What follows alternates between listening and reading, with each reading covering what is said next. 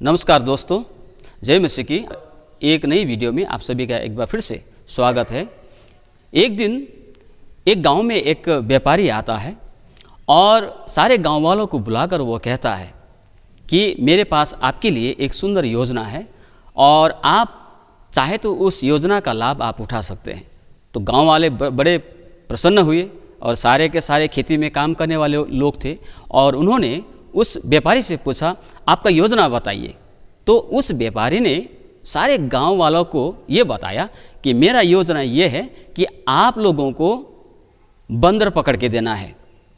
जितने भी आपके गांव में जहाँ से भी हो या आपके गांव से हो बाहर से हो, आपका काम सिर्फ ये है कि आप बंदर को पकड़े और वो बंदर मुझे दे और उसके बदले में मैं आपको प्रत्येक बंदर का 100 रुपया करके दूंगा।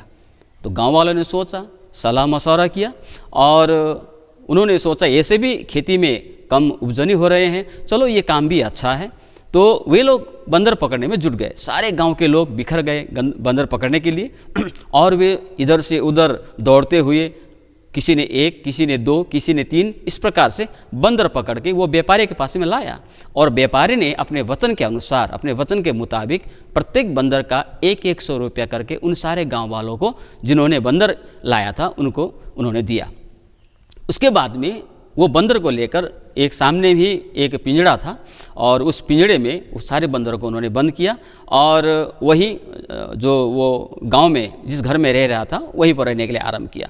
फिर दूसरे दिन फिर आकर कहता है, अभी आपके लिए और भी दूसरा अवसर है, आप और भी बंदर मुझे दे सकते हैं। अगर आप पकड़ सकते हैं तो इस बार, कल मैंने आपको 100 रुपया दिया था एक बंदर के लिए, इस बार मैं आपको 150 रुपया करके दूंगा। अगर आप एक बंदर पकड़ेंगे तो 150 रुपया, 2 बंदर पकड़ के मुझे देते हैं तो 300 रुपया आपको मिलेगा। इस प्रकार गांव वाले बहुत खुश हुए और फिर चारों तरफ बिखर गए और खेती का काम छोड़ के वे लोग सारे गाँव वाले बंदर के पीछे पड़ गए और सारे गाँव वाले जो है बंदर पकड़ने में वो लोग व्यस्त हो गए। और दूसरे दिन भी वे लोग बंदर पकड़ने में सक्षम हुए। किसी को 1 मिला, किसी के 2, क्योंकि बंदर जो है कल पकड़ने के कारण कुछ कम हो गए थे।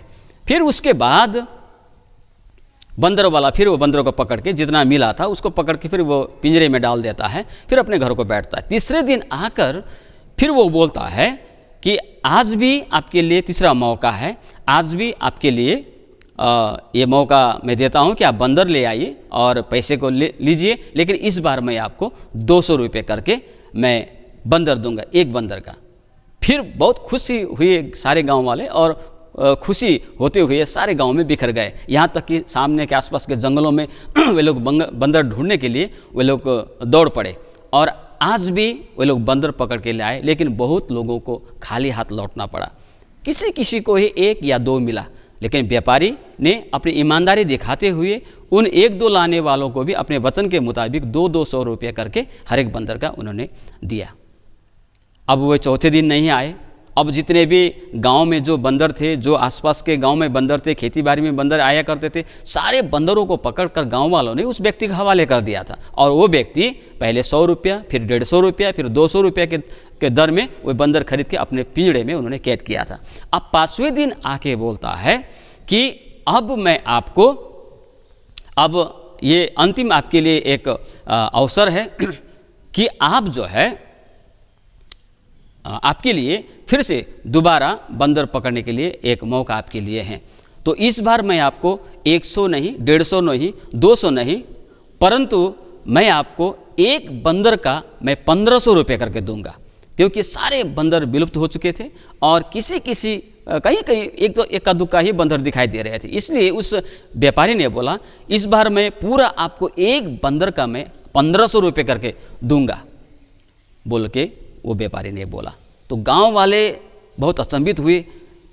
इतने 3-3 बार तो उन्होंने अपना वचन को निभाया, तो लेकिन बंदर तो थे नहीं, सब पकड़कर उन्होंने वो व्यापारी को दे चुका था।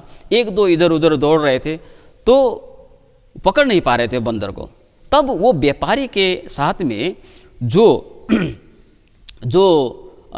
एक उनका साथी आया था, एक जो उनका सेवक आया था, उतना कहकर वो व्यापारी तो घर को चला गया, लेकिन वो सेवक वहीं पर रह गया। तो वो सेवक ने एक आइडिया उन लोगों को दिया। उन्होंने बोला कि देखिए गांव वालों, हमारा मालिक तो ईमानदार है, अभी 3 बार उन्होंने आपके जो उन्होंने कहा वो करके दिखाया और आपको पैसा भी दिया है। इस बार बंदर कम पड़ने के कारण ज़्यादा आप लोग मेहनत करोगे बोलकर उन्होंने एक बंदर का कीमत 1500 लगाया है। लेकिन मैं आपको एक बुद्धि देता हूँ। मालिक आज घर को जा रहा है और वो 2-4 दिन बाद ही लौटेंगे, लेकिन बंदर तो पिंजड़े में है। मुझसे बंदर आप लीजिए, 1000 रुपया दीजिए, एक बंदर का 1000 करके आप लीजिए, और जब मेरा मालिक आए तो उसे 1500 रुपये करके आप उनको बेच सकते हैं।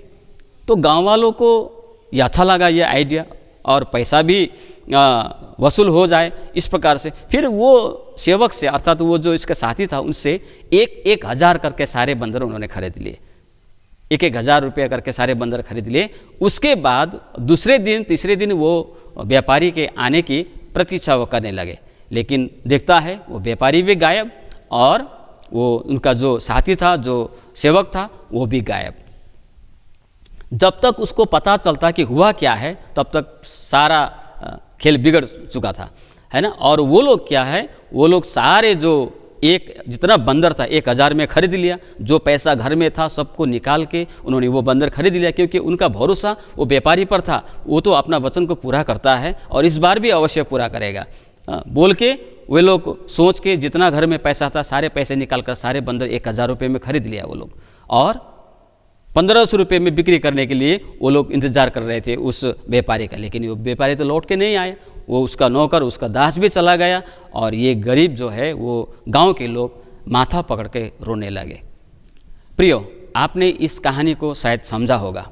ये कहानी का जो शीर्षक है वो है धोखा देना और धोखा खाना। ये बेचारा जो सीधा साधा जो गांव वाले लोग थे, गांव के लोग थे, उनको समझ ही नहीं आया कि हमारे साथ वास्तव में क्या होने वाला है। वास्तव में वो व्यापारी जो था वो वास्तव में धोखा देने का मकसद से उस गांव में आया हुआ था। पहले तो उन्होंने ईमानदारी तो दिखाई, पहले तो अपने वचन को ऐसा दिखाया उन्होंने कि वो अपना वचन को पूरा कर रहे हैं। लेकिन जब तक गांव वालों को समझ में आता तब तक खेल बिगड़ चुका था और पैसा बर्बाद हो चुका था। वो व्यापारी पैसे को लूट के गांव वालों को धोखा दे के पैसों को लूट के वो जा चुका था, और अब गांव वालों के पास सर पकड़ के रोने के अलावा कोई चारा नहीं था। प्रिय, ये धोखा देने वाले और धोखा खाने वाले आज आप संसार के चारों तरफ में आज आप देख सकते हैं, हमें दिखाई देता है। चाहे वो शिक्षा के क्षेत्र में हो, चाहे वो स्वास्थ्य के क्षेत्र में हो, चाहे वो धार्मिक क्षेत्र में हो, चाहे वो राजनीतिक क्षेत्र में हो, चाहे वो मीडिया के क्षेत्र में हो, किसी भी क्षेत्र में। मैं ऐसा नहीं कह रहा हूँ कि ये सारे क्षेत्र में धोखाएं होती हैं, नहीं। आज भी अच्छे अच्छे स्कूल है, अच्छे अच्छे कॉलेज है, अच्छे अस्पताल है, ईमानदारिता के साथ में मीडिया में अपने कार्य करने वाले लोग हैं, राजनीति के क्षेत्र में भी ईमानदार लोग आज भी हैं। लेकिन ज़्यादातर लोग, ज़्यादा से ज़्यादा लोग आज धोखा देने में और धोखा खाने में,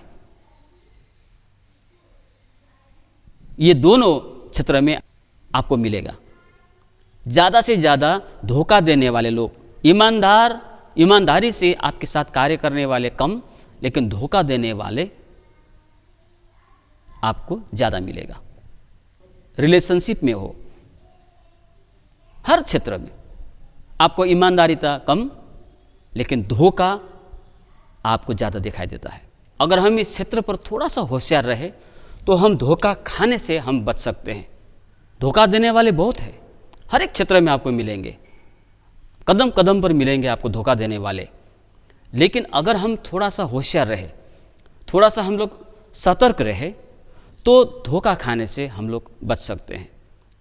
प्रियो, आज मैं इसी विषय पर आपको कुछ बातें मैं बताना चाहता हूँ। धोखा देने का अर्थ है छल करना, बहकाना, धोखा देना, झूठ को सच की तरह बोलना कि यह सच है। जादूगर लोगों को यह विश्वास दिलाने के लिए धोखा देता है कि उसने जो देखा वह वास्तविक है, और दर्शकों को धोखा देना चाहता है। कहीं आपको धोखा तो नहीं दिया जा रहा है, कहीं आप भी आपके बारे में धोखा तो नहीं खा रहे हैं? कहीं आपको उद्धारकर्ता यीशु मसीह के बारे में धोखा तो नहीं हो रहा है? कहीं आपको भी पाप के बारे में धोखा तो नहीं दिया जा रहा है? कहीं आपको समाज के बारे में धोखा तो नहीं दिया जा रहा है? धोखा देना या धोखा खाना बहुत ही आसान है। मैंने अभी आपके साथ जितने भी प्रश्न किए, आप इन प्रश्नों पर कुछ देर सोचें, कुछ देर चिंतन करें। आज लोग विभिन्न क्षेत्रों में धोखा खा रहे हैं। यीशु मसीह के विषय में धोखा खा रहे हैं, अपने जीवन के विषय में धोखा खा रहे हैं, सामाजिक क्षेत्र में धोखा खा रहे हैं, धोखे में हैं। और बाइबल बताती है कि मत्ती रचित सुसमाचार 7वां अध्याय 13 और 14 में अगर हम पढ़ते हैं तो वहाँ पर हमको बताया गया है, दुनिया भर के लोगों पर विचार करें, क्या अधिकांश लोग धोखे में नहीं है? बाइबल बताती है मत्ती रचित सुसमाचार 7वां अध्याय 13 और 14, बहुत सारे लोग हैं जो धोखे की राह पर चल रहे हैं। बहुत ज़्यादा, बहुत सारे लोग हैं जो धोखे के रास्ते पर चल रहे हैं। क्या ज़्यादातर लोग यह नहीं सोच रहे हैं कि वे सही रास्ते पर है? जैसा हमारा बाइबल नीति वचन 14:12 कहता है कि बहुत सारे लोग जो रास्ते में चल रहे हैं उनको अपना रास्ता जो उन्होंने चुना है उसे ठीक लगता है। मैं ठीक राह पर चल रहा हूँ, मैं ठीक रास्ते पर चल रहा हूँ। ऐसे सोचने वाले लोगों की संख्या बहुत ज़्यादा है। हमें बताया गया है कि अंत के दिनों में जैसे जैसे प्रभु का आगमन निकट आता जाता है, भ्रामक बातों में धीरे धीरे वृद्धि होगी और ये फैलती जाएगी। धोखा देने वाले विभिन्न क्षेत्रों से बहुत सारे लोग हमारे आगे आएंगे। आइए अब हम धोखे में आने वाले पहले व्यक्ति का अध्ययन करेंगे। हालांकि स्वर्गदूतों को मनुष्य के निर्माण से पहले ही शैतान द्वारा धोखा दिया गया था। बाइबल में सबसे पहले अगर किसी को धोखा दिया गया है तो वो है आदम की पत्नी हवा को। दूसरा कुरिन्थियों की पत्री 11वां अध्याय 3 अनुसार सांप अर्थात शैतान ने हवा को बहकाया, यानी वह धोखा खा गई। तो क्या हमारे लिए भी धोखा खाना संभव नहीं है? आइए हम इस घटना के बारे में जानने के लिए उत्पत्ति की पुस्तक की ओर मुड़े। उत्पत्ति अध्याय 1 में वाक्यांश परमेश्वर ने जो कहा वो ही हुआ। यह शब्द, यह वाक्य बार बार आता है। परमेश्वर ने जो कुछ भी कहा वो एक एक करके पूरा हुआ। जैसे उदाहरण के लिए परमेश्वर ने कहा उजाला हो और उजाला हो गया। इस प्रकार का जो वाक्य है, परमेश्वर ने जो कहा वो पूरा हो गया है। जैसे कि हम उत्पत्ति अध्याय 2 में सीखते हैं, परमेश्वर ने एक बहुत ही महत्वपूर्ण बात कही इस अध्याय में। उत्पत्ति 2:17, उत्पत्ति 2:17 में अगर आप पढ़ेंगे तो वहां पर परमेश्वर कहता है, यहां पर परमेश्वर के द्वारा क्या कहा गया है, पर भले या बुरे के ज्ञान का जो वृक्ष है उसका फल तू कभी ना खाना, क्योंकि जिस दिन तू उसका फल खाएगा उसी दिन अवश्य मर जाएगा। जैसे हमने उत्पत्ति 1 अध्याय में पढ़ा, देखा कि परमेश्वर ने जो जो कहा वो पूरा हुआ। परमेश्वर कहा उजाला हो, उजाला हो गया। तो यहाँ पर उत्पत्ति 2:17 में प्रभु कहता है कि भले और बुरे का जो ज्ञान देने वाला जो वृक्ष है उसका फल तू कभी ना खाना। जिस दिन तू उसका फल खाएगा तो निश्चय मर जाएगा, तो अवश्य मर जाएगा, ये प्रभु ने कहा। और परिणाम क्या हुआ? जैसे प्रभु ने कहा, मनुष्य ने उस फल को तोड़ के खाने के कारण उसके जिंदगी में 2 प्रकार की मृत्यु आई। एक तो शारीरिक मृत्यु और दूसरी है आत्मिक मृत्यु। उत्पत्ति 2:17 में परमेश्वर ने कहा अगर तुम खाओगे तो अवश्य मर जाओगे। परमेश्वर ने कहा पाप जो है अवश्य ही मृत्यु लाएगा। पाप का फल मृत्यु है। परमेश्वर का आज्ञा उल्लंघन पाप है और पाप मृत्यु को लाता है। तो शैतान ने एक सांप के रूप में, एक सांप का रूप धारण करके सांप में होकर शैतान ने हवा को बहकाया,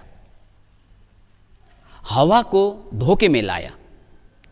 तो शैतान ने हवा को कैसे धोखे में लाया? शैतान ने हवा को कैसे धोखा दिया? उसे धोखे में गिराने के लिए, उसे धोखे में लाने के लिए वो कौन कौन सी बातें हैं जो शैतान ने सांप के रूप में हवा से बातें की, हवा को कहा, हवा के विचारों में डाला। और सबसे पहली बात है संदेह। धोखा देने वाले अर्थात शैतान ने शुरुआत में क्या कहा? उत्पत्ति 3:1 में अगर हम पढ़ते हैं, यहोवा परमेश्वर ने जितने बनेले पशु बनाए थे उन सब में सांप धूर्त था। उसने स्त्री से कहा, क्या सच है कि परमेश्वर ने कहा तुम इस वाटिका के किसी वृक्ष का फल न खाना? ये प्रश्न जो शैतान ने हवा से किया, ये प्रश्न करके सबसे पहले हवा के मन में परमेश्वर के वचन के प्रति संदेह को उत्पन्न करना चाहा, डाउट। शैतान चाहता था कि हवा परमेश्वर के वचन पर संदेह करे। क्या सच में परमेश्वर ने कहा, ऐसा कहा था? क्या आपको यकीन है? इस प्रकार का प्रश्न करके शैतान ने हवा को बहकाया।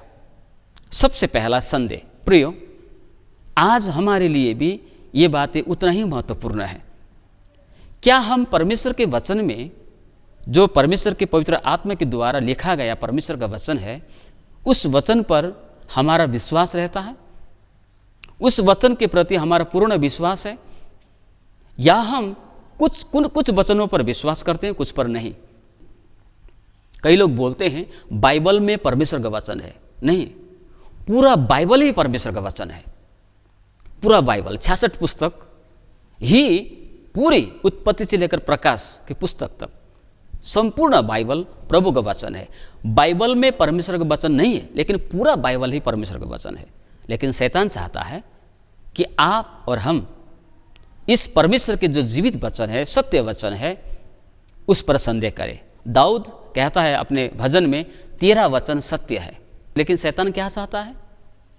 वो हमें धोखा में लाना चाहता है, वो हमें धोखा देना चाहता है।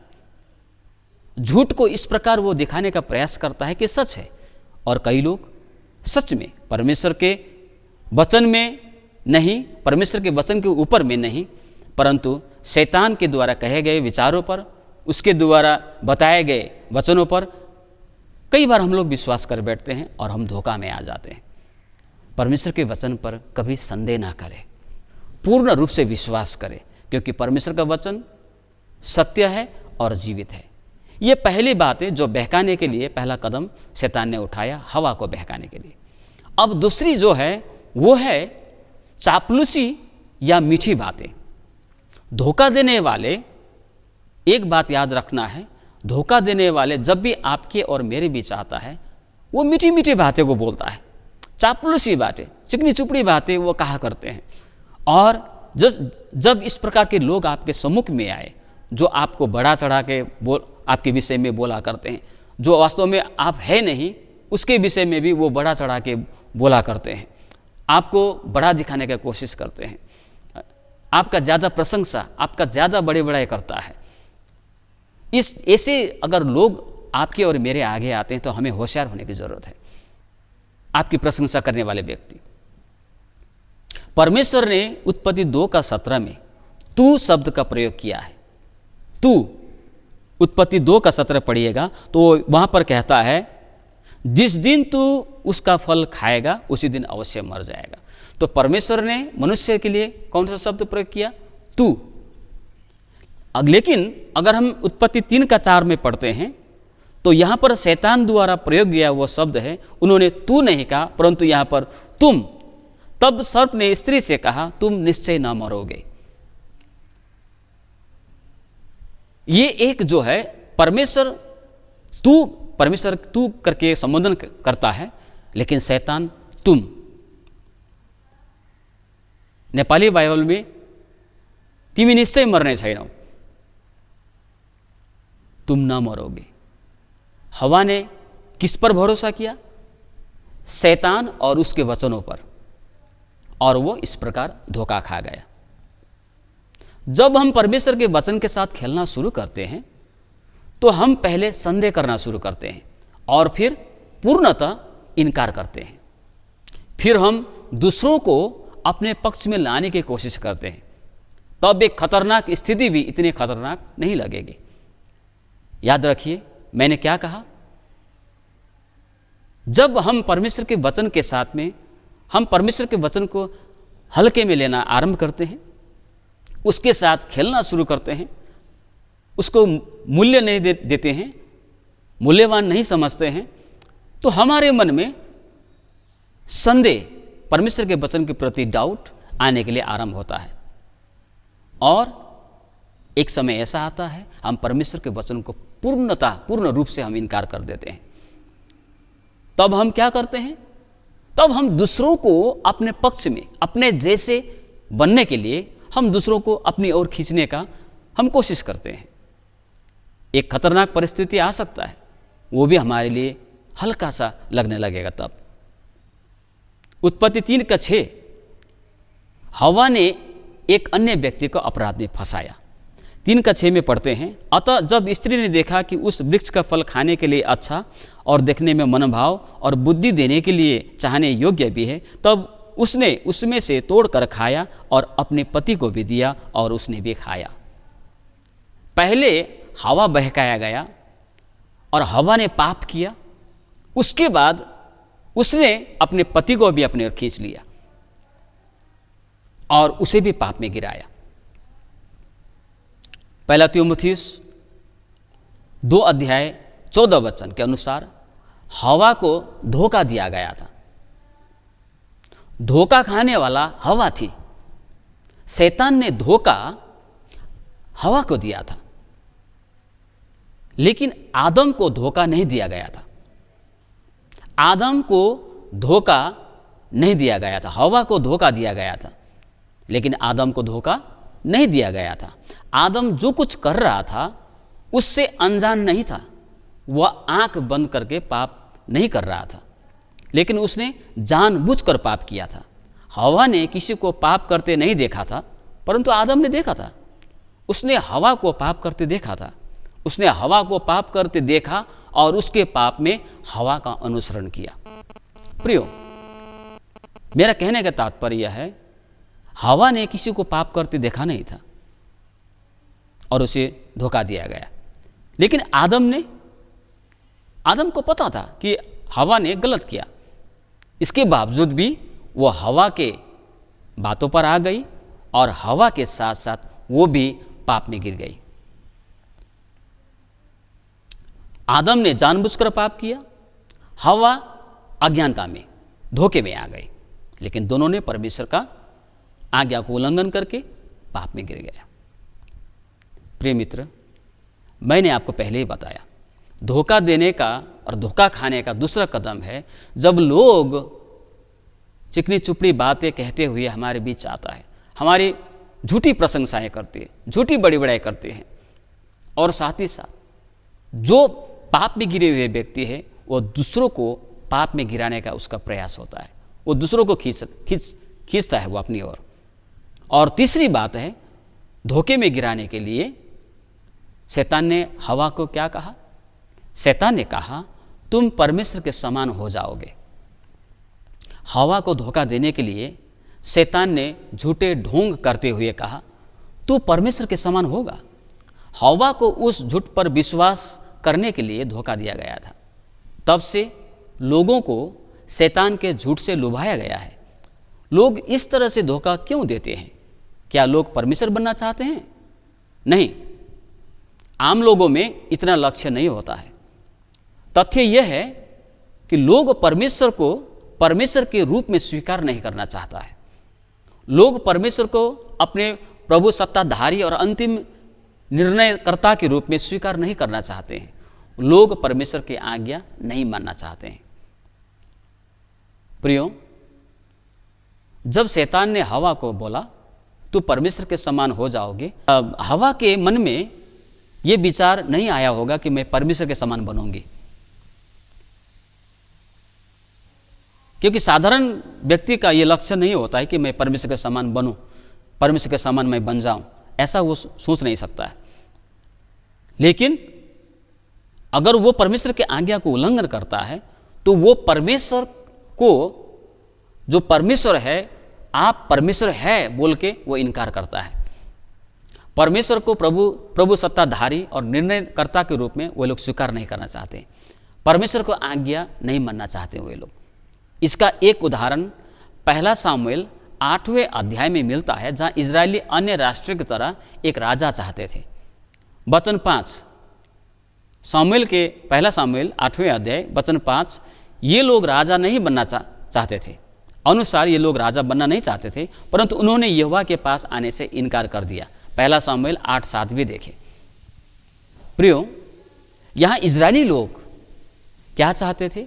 वो चाहते थे कि दूसरे राष्ट्र के जो राजा हुआ करते थे उसी समान उनका भी राजा एक राजा हो, और इस प्रकार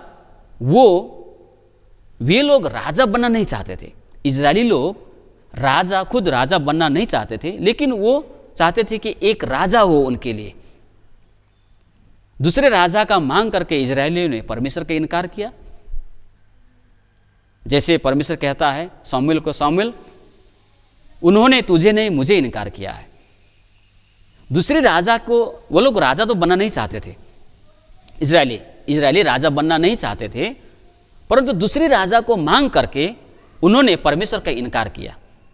परमेश्वर है, परमेश्वर राजा बना रहे, उन्होंने इस बात का इनकार किया।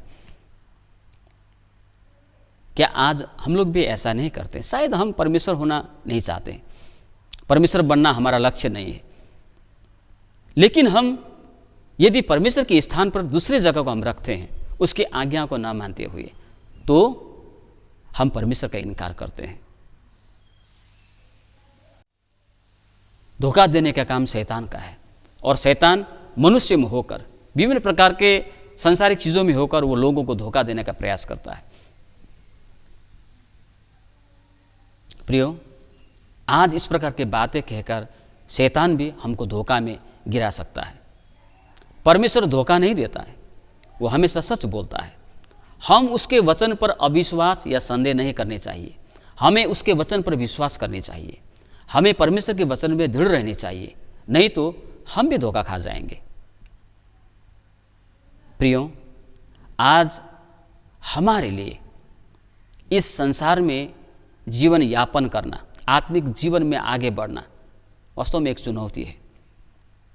कदम कदम पर धोखा देने वाले, सांसारिक वस्तुओं को आधार बना के हमें धोखा में गिराने वाले बहुत मिलेंगे। हमारी झूठी प्रशंसा करके हमें धोखे में गिराने वाले, हमें बड़े बड़े सपना दिखा के, बड़े बड़े चीज़ों के पीछे हमको उसके पीछे लगा के शैतान ने कहा तुम परमेश्वर के समान हो जाओगे। बहुत बड़ी जो बातें, हमें भी ऐसे सारे काम करवा सकता है शैतान, बड़े बड़े चीज़ों को दिखा के, बड़े चीज़ों को आगे रख के हमें लुभा सकता है, हमें धोखे में ला सकता है।